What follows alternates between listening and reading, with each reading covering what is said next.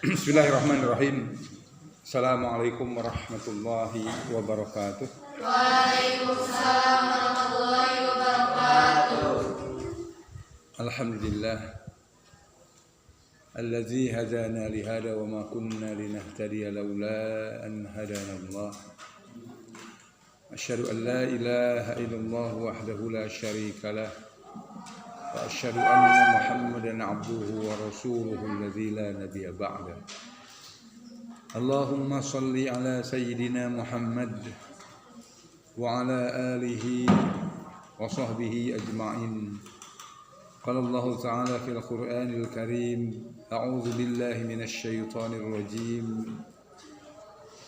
Ya ayyuhalladzina amanu kutiba 'alaikumus syiyamu kama kutiba 'alal ladzina min qablikum la'allakum tattaqun. Shadaqallahul 'azim. Amma ba'du. Hadirin rahimakumullah.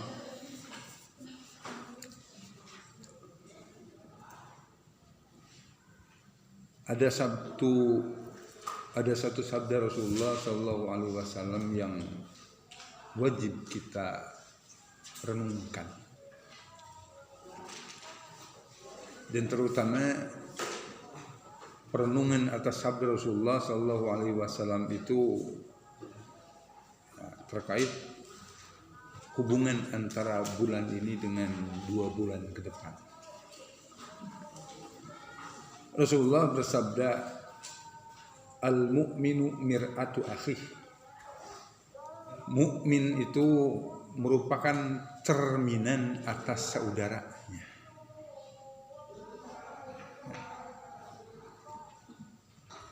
Kalau bahasanya cerminan, berarti kurang lebih antara kita misalnya yang berdiri di depan cermin dengan yang ada di dalam cermin itu harus sama.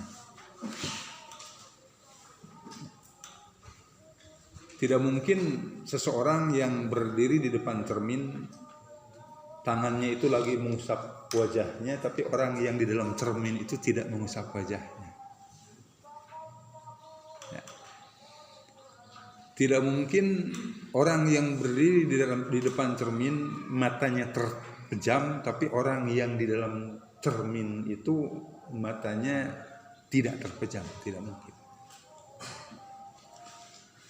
Nah, rahimahumullah, kalau Rasulullah menganalogikan orang mukmin itu seperti saudaranya itu seperti cermin atas mereka, maka yang paling layak untuk disebut mukmin itu adalah para sahabat, yang mereka oleh Allah Subhanahu wa taala dalam surah Al-Bayyinah disebut dengan radhiyallahu anhum wa radu'an. Radhiyallahu anhum, Allah puas, Allah ridho terhadap mereka, dan mereka pun puas atau mereka pun ridho kepada Allah. Nah, rahimahumullah, kalau tadi bahwasanya yang paling layak disebut sebagai mukmin itu adalah para sahabat, maka katakanlah mereka itu adalah orang yang bercermin di depan cermin, dan kita seharusnya adalah orang-orang yang ada di dalam cermin. Jadi kita yang ada di dalam cermin itu harus persis dengan yang bercermin dengan para sahabat. Nah, kaitannya dengan bulan Rajab dan dikaitkan dengan Ramadan, hadirin rahimakumullah, mereka para sahabat itu adalah orang-orang yang menyambut Ramadan mulai dari bulan Rajab. Mereka menghadirkan Ramadan itu dari bulan Rajab. Kita tahu doanya, Allahumma barik lana fi Rajaba wa Sya'banna wa balighna Ramadan. Mereka menghadirkan Ramadan dari bulan Rajab. Mereka berdoa kepada Allah Subhanahu wa taala, ya Allah, berkahi Rajab kami berkahi Sya'ban kami dan sampaikan kami ke bulan Ramadan. Kita tahu bahwasanya yang namanya berkahi, yang namanya barokah itu ziyadatul khair. Ketika mereka berdoa kepada Allah, ya Allah berkahi Rajab kami, artinya mereka mengupayakan bagaimana agar bulan Rajab itu bulan yang berkah. Dan ukuran keberkahannya itu kalau untuk kita misalnya, kalau bulan Rajab ini adalah bulan yang berkah bagi kita, kita berdoa, kita mengupayakan agar bulan ini menjadi bulan yang berkah bagi kita, maka bulan depan, bulan Sya'ban itu kita akan menjadi pribadi yang lebih baik daripada bulan ini. Masuk bulan Sya'ban kita pun kemudian terus-terusan berdoa kepada Allah Subhanahu wa taala sebagaimana terus-terusannya kita berdoa di bulan ini, dan kita menginginkan agar kita mendapatkan bulan Sya'ban itu bulan yang berkah, maka insya Allah ketika masuk Ramadan kita itu akan menjadi orang yang lebih baik daripada bulan Sya'ban kita, dengan catatan jika Sya'bannya itu Sya'ban yang berkah. Nah karena Sya'bannya Sya'ban yang berkah, begitu masuk Ramadan kita di bulan Ramadan menjadi orang yang lebih baik, maka kita kemudian pantas dipanggil oleh Allah Subhanahu wa taala dengan panggilan ya ayyuhalladzina amanu, wahai orang-orang yang beriman.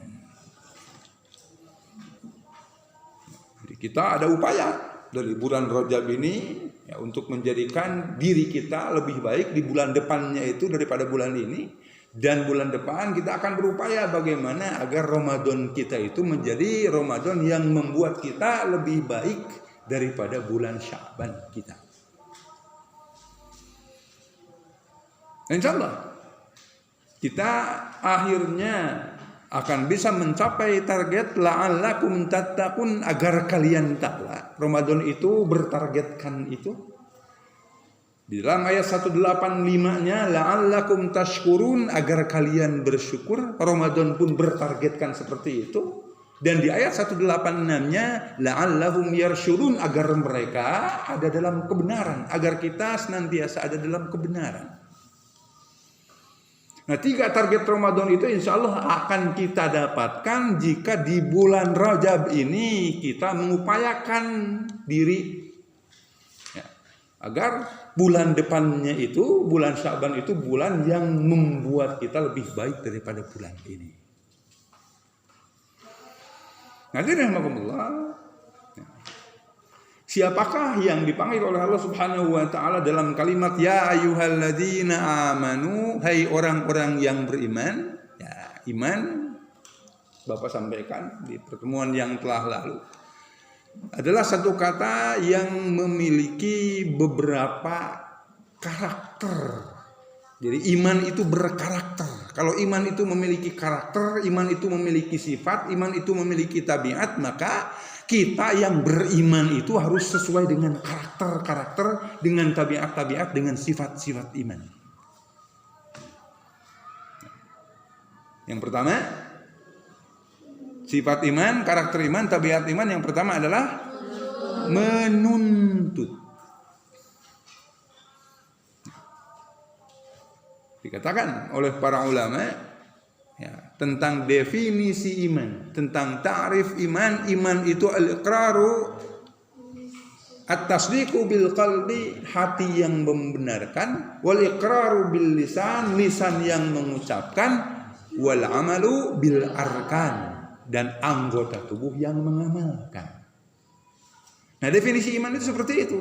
Kalau kita kaitkan iman itu salah satu tabiatnya adalah menuntut, artinya berarti kita sebagai orang yang beriman dituntut agar hati kita itu membenarkan. Apa yang kita benarkan? Yang kita benarkan bahwasanya Allah Subhanahu wa taala adalah sesembahan kita. Jadi hal yang fundamennya itu dari apa yang kita benarkan itu, yaitu kita membenarkan bahwasanya Allah Subhanahu wa taala adalah sesembahan kita. Dan Allah sebagai sesembahan kita itu adalah Allah yang memiliki keinginan. Keinginannya yaitu menurunkan agama ini kepada kita, lewat Rasulullah Shallallahu Alaihi Wasallam dengan berbagai ajaran-ajaran, dengan berbagai perintah-perintah dan larangan-larangannya. Jadi pertama tasdiqu bil qalbi. Nah, ta'rif iman yang kedua adalah al-iqraru bil lisan. Lisan kita menyatakan, lisan kita mengucapkan. Artinya kita dituntut lisannya untuk mengatakan la ilaha illallah, untuk mengatakan berbagai kebenaran.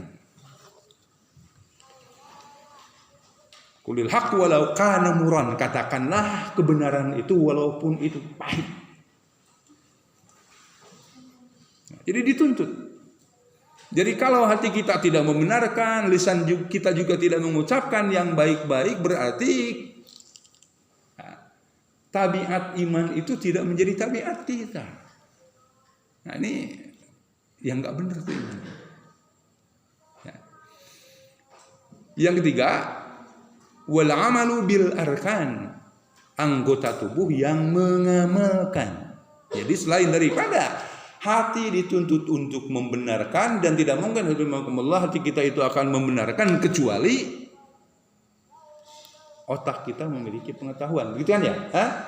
Karena kan tidak mungkin ya kita akan bisa mengatakan ini benar ini salah kalau otaknya kalau otak kitanya itu kosong. Karena otak kitanya itu berilmu, berpengetahuan, maka insya Allah kita itu akan termungkinkan untuk bisa mengatakan ini salah, ini benar.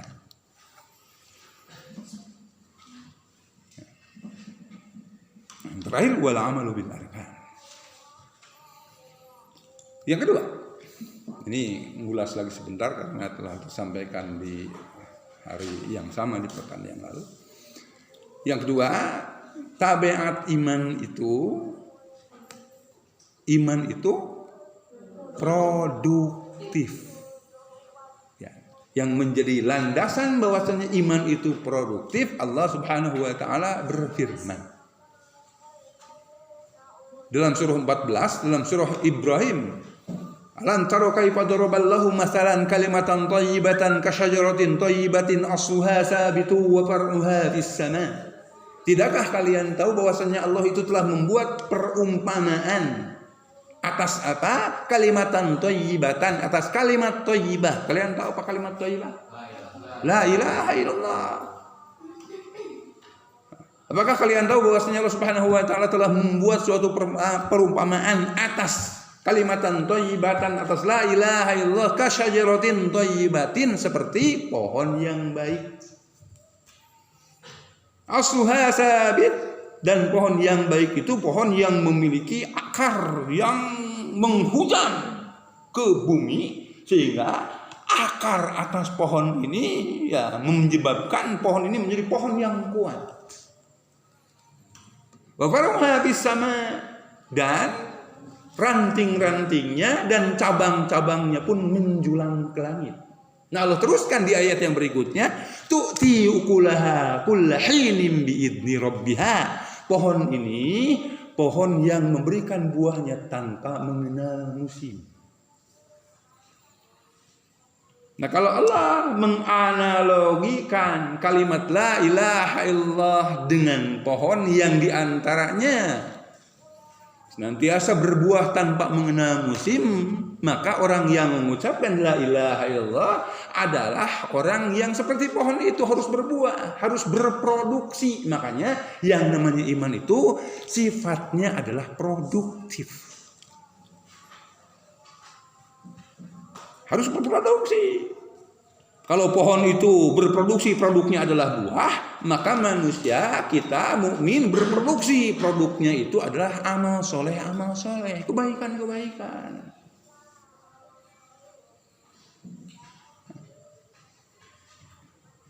Jadi mukmin itu adalah amal kebaikannya hanya sebatas mengerjakan yang wajib, mengerjakan yang sunnah, paling bawah itu halal. Ya. Jadi tidak ke bawah lagi ke makruh apalagi ke haram, tidak. halal, dan yang halal itu bisa menjadi amal ibadah. Tidak bisa yang makruh menjadi amal ibadah, apalagi yang haram menjadi amal ibadah. Ya, apalagi kalau wajib, kan kewajiban itu pasti amal ibadah banget ya. Sunnah juga seperti itu, yang halal pun bisa menjadi amal ibadah. Ya, jadi produk mukmin itu hanya sebatas dari halal, sunnah, kesananya itu wajib, itu amal baik.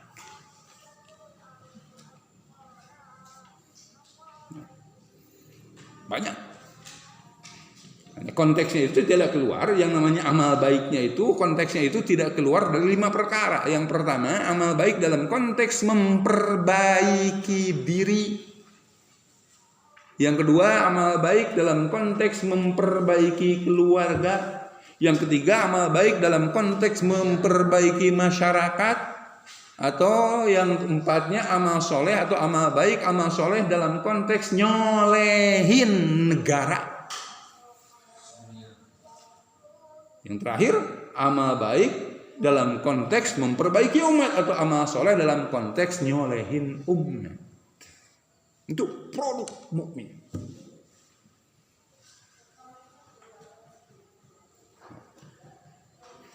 Berikutnya apa kemarin?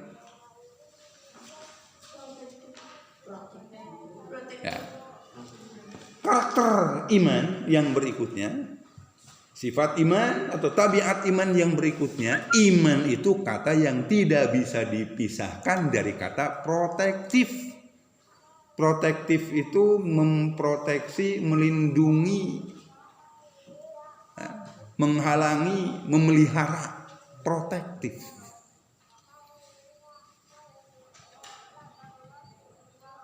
Ya, bahwasanya iman adalah kata yang tidak bisa dipisahkan dari kata protektif. Rasulullah SAW bersabda, tidak beriman seseorang ketika dia lacur. Tidak beriman seseorang ketika dia judi. Tidak beriman seseorang ketika dia maling. Tidak beriman seseorang ketika dia mabok. Ketika dia ini artinya imannya itu iman yang tidak memproteksi dia dari perbuatan-perbuatan seperti itu. Jadi iman itu harus memproteksi orang-orang itu, iman itu harus memproteksi kita dari perbuatan-perbuatan itu. Karena tadi kalau dikaitkan dengan produktif, karena produk iman ya, apa yang kita lakukan terkait dengan iman kita itu memproduk kebaikan-kebaikan. Kalau tadi itu kan keburukan-keburukan, maka imannya itu nggak benar kalau ternyata tidak memproteksi dari keburukan. Karena yang dihasilkan oleh kita sebagai mukmin itu bukan keburukan, tapi kebaikan.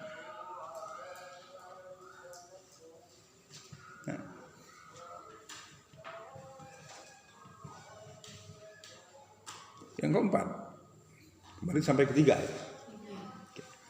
Yang keempat, tabiat iman yang berikutnya, iman itu menyatukan.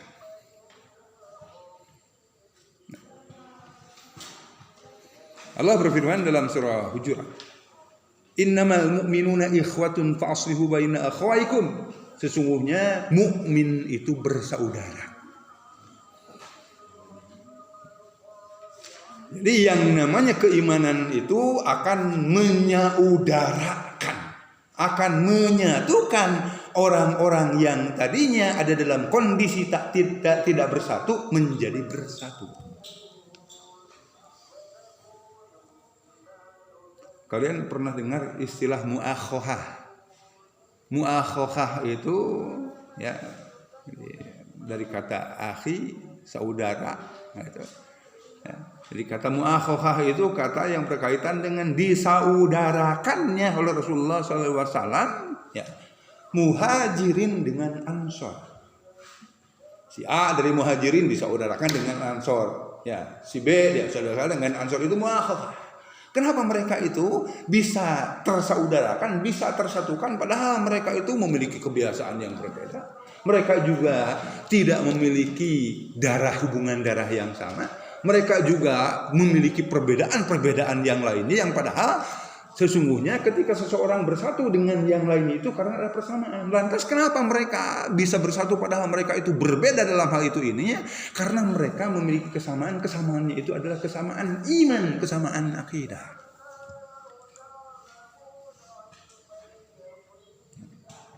Sudah berbicara tentang kesamaan iman, berbicara tentang kesamaan akidah, kesananya itu berbicara tentang kesamaan visi, kesamaan cita-cita. Cita-citanya apa? Ridho Allah.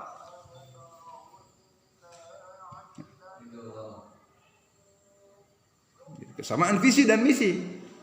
Visinya ridho Allah, visinya itu akan menjadi orang yang tidak kena murka Allah di akhirat kelak, dan misinya itu ya langkah kesananya itu dengan melakukan penghambaan, dengan melakukan ibadah. Maka mereka itu menjadi orang yang masya Allah tidak bisa dipisahkan. Kalian pernah dengar di Madinah itu sebelum Rasulullah SAW hijrah ke Madinah, di Madinah itu ada dua suku namanya Aus dan Khazraj. Khazraj. Dua suku yang senantiasa berselisih. Dan perselisihannya itu tidak hanya sampai pada saling menghina, saling meledek, tapi perselisihannya itu perang. Dan perang antara mereka itu perang yang senantiasa, yang sering terjadi. Ya. Perselisihan ini perselisihan yang sangat sengit, sehingga Allah Subhanahu wa taala berkata dalam surah Al-Anfal, kata Allah kepada Rasulullah SAW, "Lau anfaqta ma fil ardi jami'a," ya Rasulullah, kalaulah engkau menginfakkan apa aja yang ada di bumi ini kepada mereka, ma'alafta baina qulubihim, engkau saya tidak akan bisa menyatukan mereka. Walakinallaha allafa bainahum, tapi Allah lah yang menyatukan hati mereka. Jadi Rasulullah kata Allah, kalaulah engkau menginfakkan apa yang ada di bumi untuk bisa menyatukan mereka, ya gambarannya itu seperti ini. Ya, kalau kaum Aus, ya, taruhlah ada 1000 orang, Khazraj ada 1000 orang, ya oleh Rasulullah per orangnya itu diberi 10 ton emas per orangnya. Ya karena kan bahasa lau anfaqta ma fil ardi jami'a, kalaulah engkau menginfakkan apa aja yang ada di bumi, emas di bumi itu walau alam berapa miliar ton. Kalau satu orangnya itu dikasih 10 ton, ya dikasih 1 ton, dikasih 10 ton kali 1000, ini juga kali 1000, ya. Kemudian Rasul itu mengatakan kepada mereka, mulai sekarang karena saya telah memberikan kepada kalian emas per orangnya itu 10 ton, maka saya harap, kata Rasulullah, kalian itu jangan berselisih lagi, apalagi sampai peperangan. Ya, kan kalau kita gitu, ya kalau permusuhnya enggak sesengit mereka, pasti akan mengiyakan. Masa sih gitu ada orang berselisih kemudian disogok dengan emas sekian banyak, ya masa sih tidak mau untuk menghentikan perselisihan. Tapi dua suku ini sudah dua suku yang wah tadi berseteru banget gitu kan, udah runcing banget, udah beda banget. Tapi masya Allah Subhanahu Wa Taala setelah mengatakan kepada Rasulullah, kalau engkau menginfakkan kepada mereka apapun yang ada di bumi, emasnya lah, peraknya lah, perungunya, nikelnya, segala macamnya, dibagi ke orang-orang ini agar tidak terjadi permusuhan, agar mereka mau bersatu. Mereka itu kata Allah tidak akan bisa bersatu. Walakin Allah allafa bainahum, tapi Allah lah yang menyatukan hati mereka. Dengan apa? Dengan iman, dengan la ilaha illallah, ya, atas dua suku itu.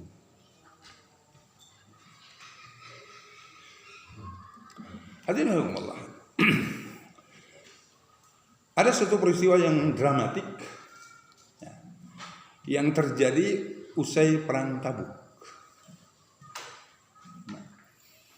Panglima perang Tabuk setelah selesai perang itu mengadakan inspeksi, pemeriksaan ke pasukan. Ketika inspeksi, beliau menemukan ada seseorang yang mengatakan air.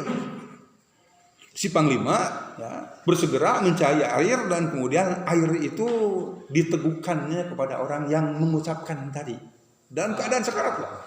Tidak jauh dari orang tersebut ada orang yang mengucapkan perkataan yang sama, air. Kata orang ini, berikan kepada saudaraku. Padahal dia sangat membutuhkan air. Berikan kepada saudaraku. Ya. Panglima pasukan mendatangi orang yang kedua. Tidak jauh dari orang yang kedua itu ada orang yang ketiga yang mengucapkan perkataan yang sama, air. Berikan kepada saudaraku, sampai kepada orang yang ketiga, keempat, kelima. Dan ketika sampai kepada orang yang kelima itu ketika disamperin sudah meninggal. Balik lagi ke orang yang keempat udah meninggal. Balik lagi ke orang yang ketiga udah meninggal. Kedua yang kesalahan udah meninggal. Air itu masih utuh. Ini sangat dramatik karena tidak mungkin dalam sejarah manusia, seberadab-beradabnya manusia, mereka itu akan bisa seperti itu. Dalam surah 59 itu dibahasakan wa yusiruna ala anfusihim walau kana bihim khasasah. Mereka lebih mementingkan saudaranya atas apa yang saudaranya butuhkan daripada mereka, padahal merekanya itu sendiri orang yang membutuhkan.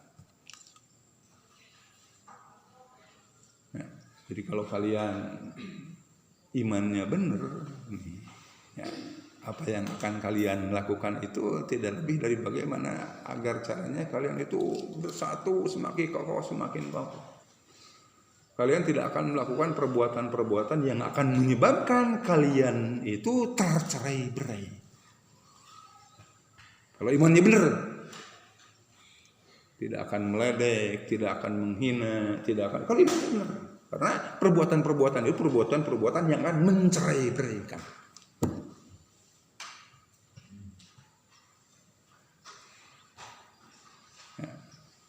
Yang kelima, sifat iman itu ekspansif. Ekspansif itu berkembang. Ekspansif itu melebar. Ekspansif itu lebih banyak.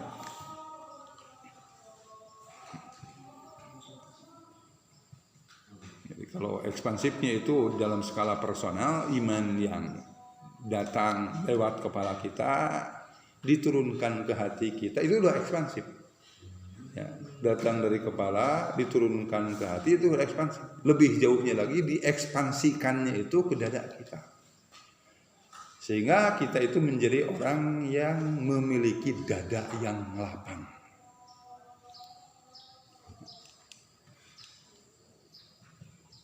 Nah, sebagaimana Allah berfirman ya, dalam surah Al-Insyirah itu, alam nashrah laka sadrak, bukankah kami telah melapangkan dadamu.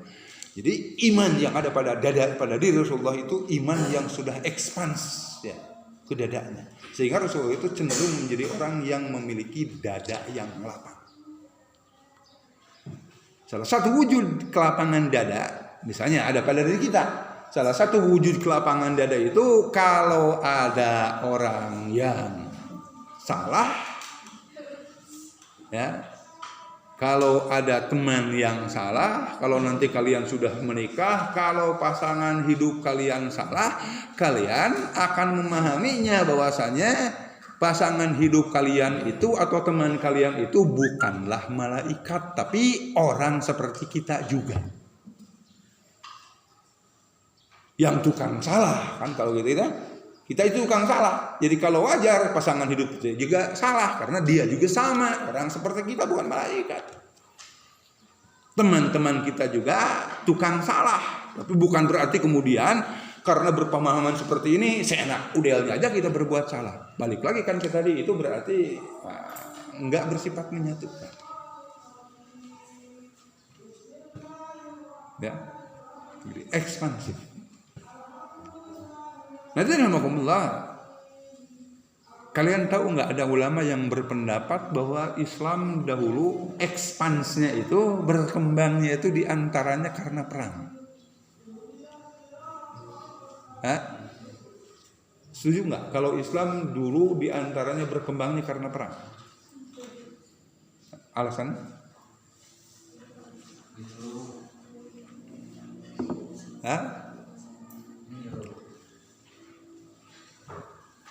Alasannya Rasulullah SAW dahulu ketika beliau mengutus para dai ke berbagai negara, para dai-nya itu dibekali surat. Yang suratnya itu untuk para raja-raja yang akan didatangi oleh para dai-nya. Isi suratnya itu kepada raja. Pertama, ya, mengajak raja untuk masuk Islam. Kalau engkau masuk Islam, engkau selamat. Kedua, kalau engkau tidak mau masuk Islam, engkau harus membayar jizyah. Jizyah itu semacam upeti, bukti ketaklukan raja itu kepada Rasulullah, sehingga raja-raja itu tidak akan mengganggu dai-dainya Rasulullah. Ya. Karena kalau tidak bayar upeti, tidak bayar jizyah, berarti mereka itu raja-raja itu akan mengganggu para dai yang diutus oleh Rasulullah SAW untuk menyampaikan Islam kepada rakyatnya. Karena Islam itu wa ma arsalnaka illa kafatan linnas, dan tidaklah aku mengutusmu ya Rasulullah kecuali untuk seluruh manusia. Nah, opsi yang ketiga, kalau engkau tidak mau masuk Islam dan juga tidak mau membayar jizyah, maka engkau akan kami perangi. Ya, jadi salah satu wujud ekspansinya Islam itu diantaranya dengan peperangan, dikarenakan tadi alasan yang kedua. Ya, karena kan pada waktu itu memang alamnya itu seperti itu. Makanya hadirin rahimakumullah, jangan heran kemudian kalau kita menemukan banyak orang-orang mukmin, ya, karena mereka merasa bahwasanya Islam itu harus ekspansif. Iman itu memiliki tabiat ekspansif. Jangan heran kalau misalnya kita dalam sejarah itu akan menemukan sosok Anas bin Malik misalnya. Orang yang telah berusia di atas 90 tahun, 95 tahunan itu masih ada di medan perang.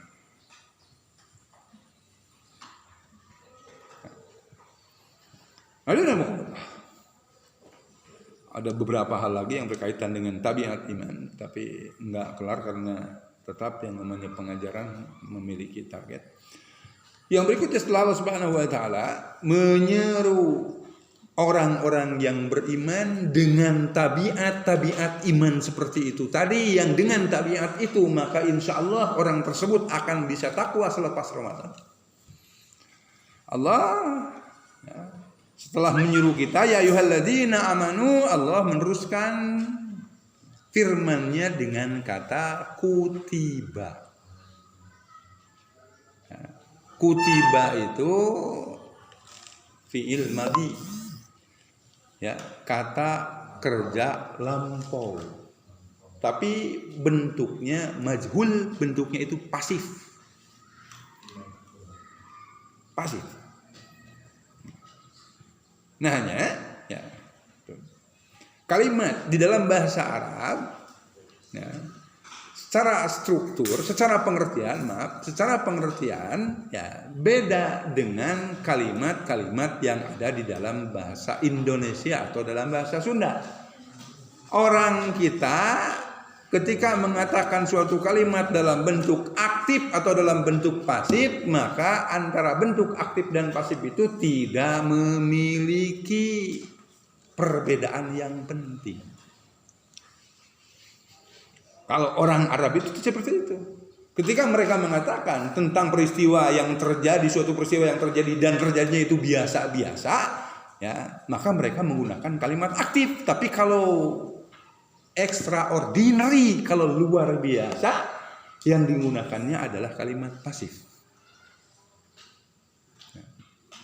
Kalau misalnya saya orang Arab, saya mau mengatakan bahwa tadi pagi itu saya menggoreng ikan, tapi ikan yang saya goreng itu biasa-biasa aja, belinya di pasar, harganya cuma 30.000, digorengnya sebagaimana orang menggoreng biasa, maka saya akan menggunakan kalimat aktif. Karena biasa-biasa. Tapi kalau ikan yang digoreng itu misalnya didatangkan dari Amerika, ya, bobotnya sampai 9 ton, harganya sampai sekian ratus juta, kan itu luar biasa. Karena luar biasa seperti itu, maka kalimat yang digunakan adalah kalimat pasif.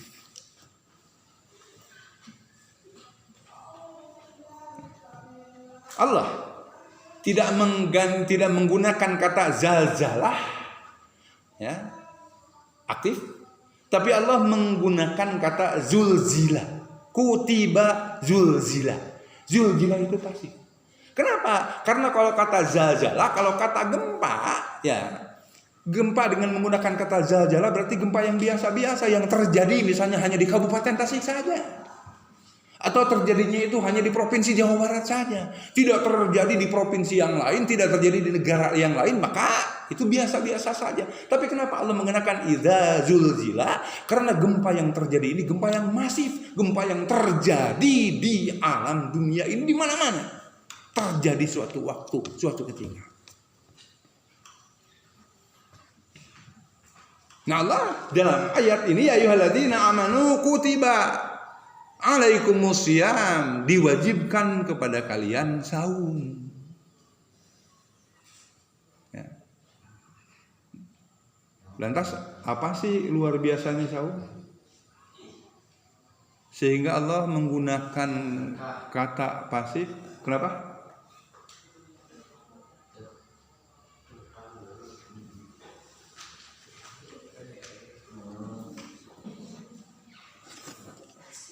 Hah? Kan saum itu biasa-biasa ya. Biasa-biasa loh. Anak umur 5 tahun juga bisa tamat saum itu dari subuh sampai maghrib bisa loh. Artinya berarti saum itu biasa-biasa, bukan sesuatu yang luar biasa. Pertanyaannya kenapa Allah kok menggunakan kutiba padahal saum itu adalah amalan yang biasa? Hah? Kan tidak luar biasa, biasa-biasa. Jadi kalau begitu apa yang luar biasanya? Yang luar biasanya itu saum yang menyebabkan seseorang yang melaksanakannya itu tattaqun, takwa. Ya. Kalau saumnya saum biasa itu Allah tidak akan menggunakan kata pasif, tidak akan menggunakan kalimat pasif. Kalau saumnya itu tidak memiliki target takwa, target la'allakum tashkurun, la'allahum yarshudun, tidak akan seperti itu. Jadi artinya berarti meningkatkan ketakwaan itu pekerjaan yang susah. Pekerjaan yang luar biasa, yang tidak mungkin pekerjaan yang susah ini, yang luar biasa ini akan bisa kita dapatkan derajat itu ketika kitanya biasa-biasa. Ya. Nggak mungkin.